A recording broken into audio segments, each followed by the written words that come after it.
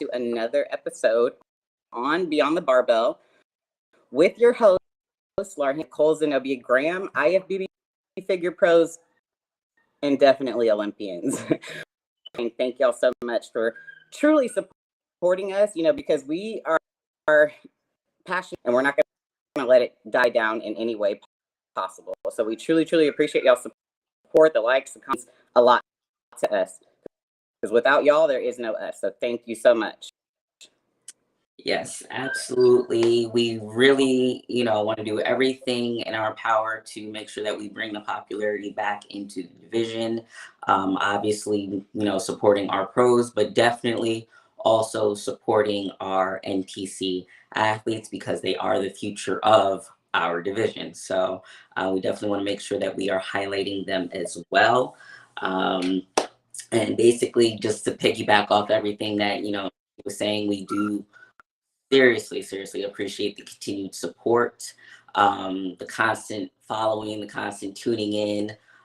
We really appreciate you guys, and we could not do this. Right. And moving forward, nights for our professional athletes with their interviews. And then on Sundays, we're going to open figure athletes, and we're going to start a segment called Show Them Off Sunday, where we will give 5 minutes to shine, to brag about them, their journey a little bit, and definitely start including the NPC, so that way they know, they're not forgotten about. You won't be forgetting to perform. We're not just going to be highlighting the pros, we're going to be highlighting every figure athlete. So if you want to be a part of that, just message. You can email us or send us a message on Instagram, and we'll get back to y'all. We'll also link it down below after. Okay. Sounds like a plan. Also, the Fit Parade IFBB show was over the weekend. As we get information in, because it's not yet on NPC News Online, but as we get information in, we will also keep you updated with that on who the top 5 was, and get those posts up as well. Also, the Texas Pro is coming up November 5th. Last shows to qualify for the Olympia this year. So if you're looking to qualify, and you're fine right now to sign up for the Texas Pro and just go for it. What do you have to lose? If you're already Beyond the Barbell, will definitely be there. I'm not sure if it'll be both Nicole and I yet, but we're definitely and trying to cover as much as we possibly can, just like we did the last time. So stay, post on that, sign up if you haven't already, and definitely if you're in town, just come and watch it and chill with us. Yes. Okay, so for the main attraction, all right, let's bring on Miss Corrie Morales. The crowd's going crazy. Hey, hi, Corrie. Welcome. How are y'all doing? Welcome. Thank you. Great. We're doing good. Doing well, thank you. Awesome. Thank you so much for coming on. Seriously, we truly appreciate it, especially when it came up in the last minute cancellation, and the time changing, all of that, such for just giving us time to be able to interview you and being, able to our schedule. Oh, it's all good. I just appreciate y'all inviting me on. So before we even get into it, everybody, if you don't know, she just competed, and you looked amazing. We want to first just look at these. We're going to pull up your pictures really quick. She's a real life superhero, literally. And these pictures don't do it. Wow, in person. Look at it. Absolutely stunning. Oh, thank y'all. Wow. Wow. So before we really get into your background and getting to know a little bit more about you, why figure? We always ask everybody this when they come on. So why did you choose figure? Well, it actually started in bikini, and I feel like a lot of competitors do as they're, bodybuilding.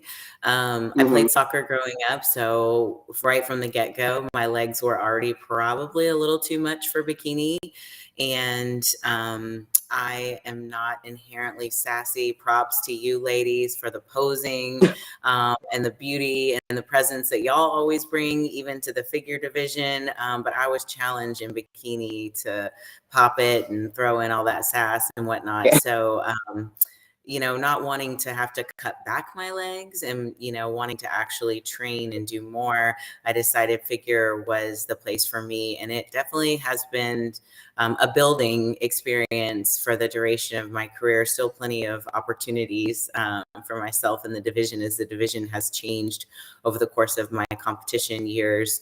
But yeah, that's how I came to love figure and embrace the figure division. Wow. So That is now that you actually have the actual physique for figure, and you pretty much back then, so you wouldn't have even been able to choose wellness back then. So you only had bikini. You have bikini, wellness, and figure. What's making you stay in the figure division? I love the shape of figure. I love that it's, top to bottom. You have that balance that, wellness has its place. And I think there are ladies that do well with that. But for me personally, I love the shape of my body, having that top to bottom balance.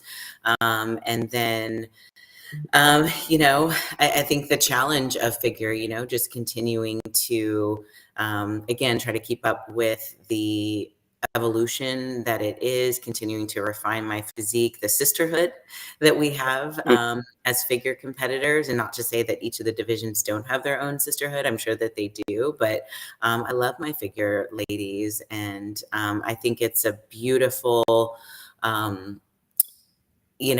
muscular physique that shows that you work hard, year round. And I'm not saying anything about any other division, not speaking ill of them. But for me, I feel like it definitely, like you can tell, like that person weight trains. Yeah, right. Absolutely. because we already know why figure. We already know what the division, but we like for everybody to hear, whenever we're having our interviews, why it's important to them in their life. So you did say that you played soccer back in the day. Soccer, Yeah. and after you played soccer, how did you find bodybuilding? Like just going from soccer to body, did you take? Right. So I always was an athlete, and I think that probably most people that compete in bodybuilding have that background of being some sort of athlete. My husband, whom you all know, Dr. Morales, he did powerlifting in high school, and when he and I were in college together, he got me into weight training with him, and that was really the jumping off point to weight training. When he began private practice, one of his first patients in private practice was a longtime NPC competitor, a female bodybuilder.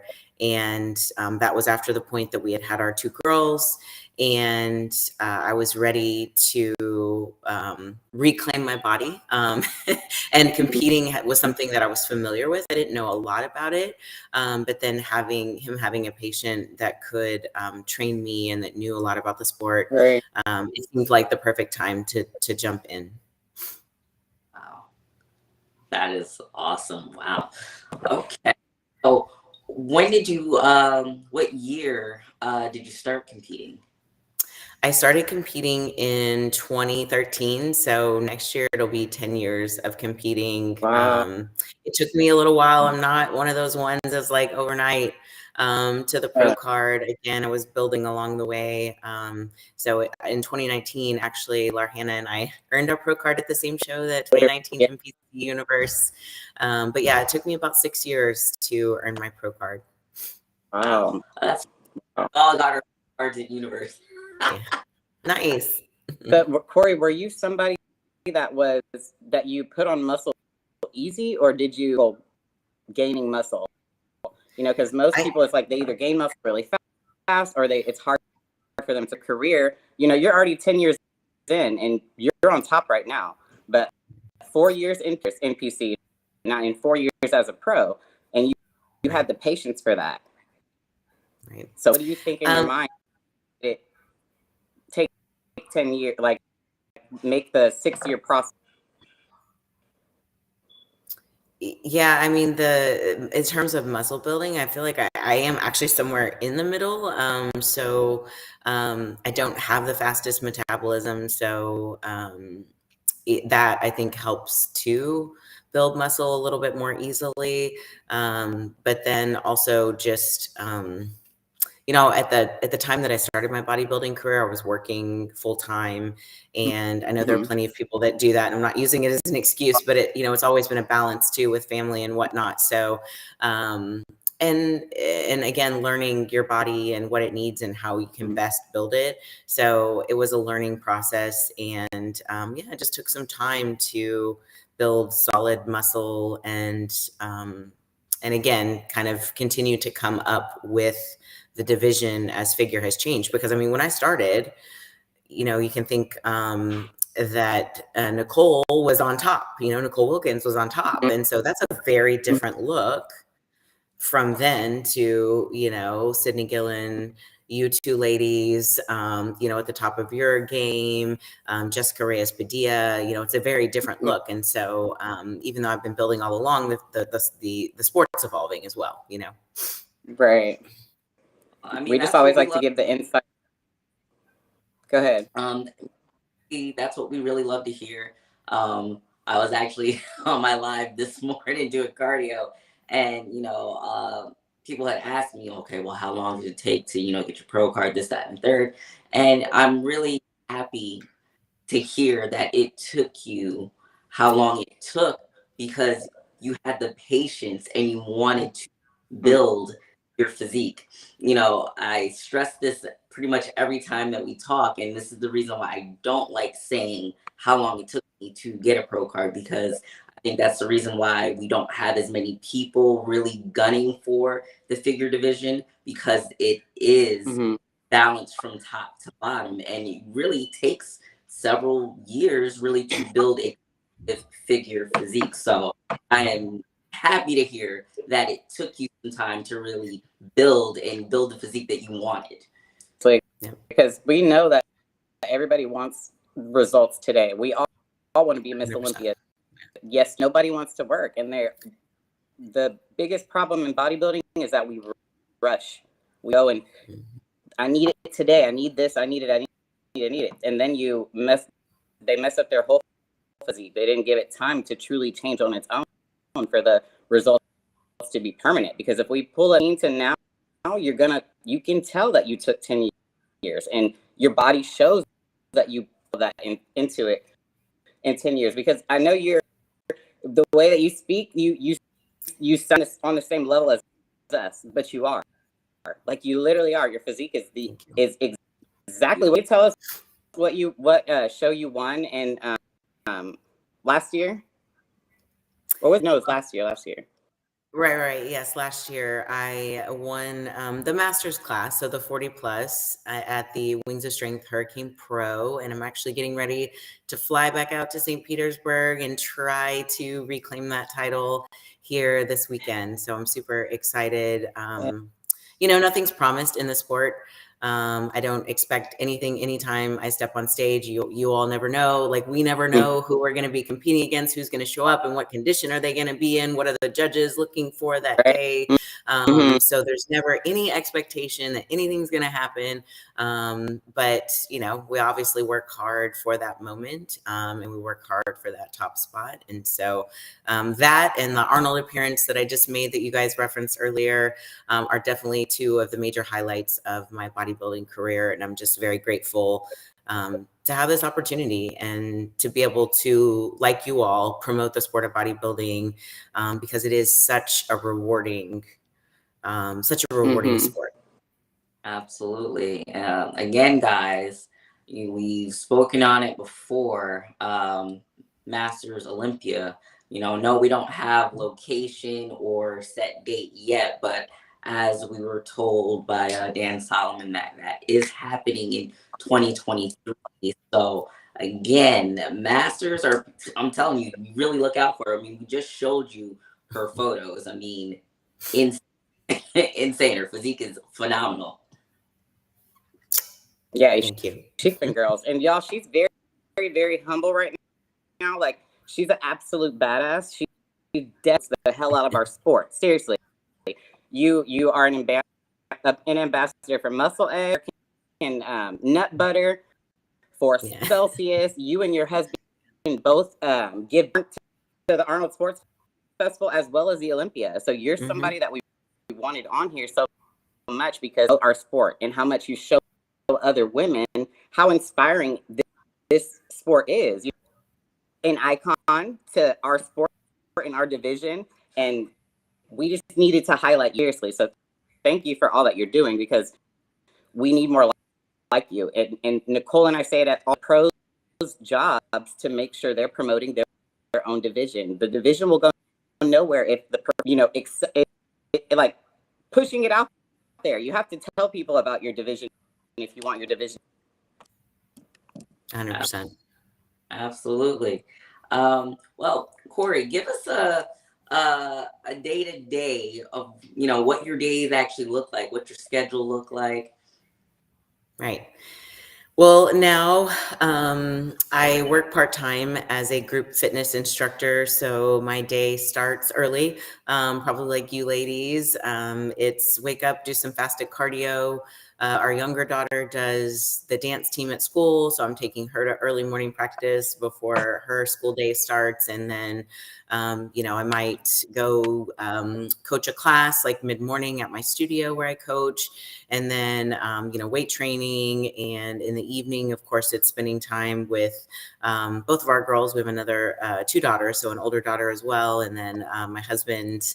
And, Sundays are like a lot of people spent meal prepping, or if, we're busy as a family doing something, then that might spill into the weekday. But definitely getting in the meal prepping and all the things, the posing practice gets squeezed in there somewhere too. And then any other responsibilities I have. Larhana, you mentioned some of my sponsors, so if I have a demo that I need to do, that kind of thing. Anytime there's an NPC show here in Houston, my husband and I are out there supporting that. And actually coming up, I want to mention it too. We have the Sean Ray Hawaiian Classic that we've partnered with Sean Ray on, that happens on Oahu, on Waikiki Beach. That's happening the Saturday before Thanksgiving. It is a pro-am, so IFBB Pro Bikini and Wellness at the show this year. So it's things like that. All the days are different, but there are a few things that never change in terms of getting in your meals, getting in your water, posing, lifting, cardio. Y'all know. That is a lot. How do you find the balance? Because you seem really busy. Yeah. And well, also, how it is. Our girls actually, our oldest daughter turned 17 tomorrow, so crazy to believe. And then the other one is 13 going on 14. So two teenage girls in the house. And that's interesting because you think when they're little, like yours, Larhana, that, you're bathing them and you're doing all the things like hands-on, but then it changes as they get to be teenagers. And I'm sure y'all can just remember what it was like for us as teenage girls, anyway, drama and emotions and school deadlines and all those kinds of things. But yeah, in terms of fitting it all in, it's just a matter of, as we know, like prioritizing what's most important to us. So when it's the sport and you're committed to the sport, then it's making sure you hit all those things that you have to do to be a professional in the sport. And then trying to find some balance and trying to let go of the things and say no to things that, you can say no to. Right. So you guys, y'all heard her. She's a mother to going on 31, and then a 13-year-old going on 17. Right. So that teenagers are hard because they have opinions. They really do have opinions, and they don't have opinions yet. So if they throw something on the floor and I tell them to go pick it up, they will. It's like, do what I say do. But when you're a teenager, you can talk back and you have these other opinions. You're going through that, and then you're on rep, and then you're an ambassador, promoting the sport. You still work, so y'all here, she's doing all of these real life things and still hitting. It's doable. It's possible. So tell us a struggle that you have. What is your biggest struggle in your off season? What's a struggle that you face? A struggle in off season. I would say just staying away from sugar. I love sugar in pretty, in pretty much any form, like just keeping it in check. But I will say that my coach, Whitney Jones, I have so much respect for her, and she's such an inspiration to me and so many in our sport, and even outside of bodybuilding. She's an amazing human. And so being with her and having to be accountable to her year round, weekly check-ins, that has changed the game. Like when I joined her the year before I turned pro, that was a difference maker. And before that, it was like, and I think this is something y'all have talked about, like when you don't keep a coach year round, like if you're serious, you got to have a coach year round. Like, so, that was huge for me. And so I feel like I struggle less now. But yeah, I mean, for sure, still struggle. Yeah. Wow. Well, I'm glad you just said that because I was definitely about to ask who your coach was. But wow, yeah, she's amazing. I mean, from what we hear about her as a coach, but I mean, for crying out loud, she's Miss Fitness Olympia. Like she's amazing athlete as well. I'm just so amazed at everything that you do still, like, and how on top you are. I'm truly amazed. You work really hard and you have not stopped. Like you haven't slowed down.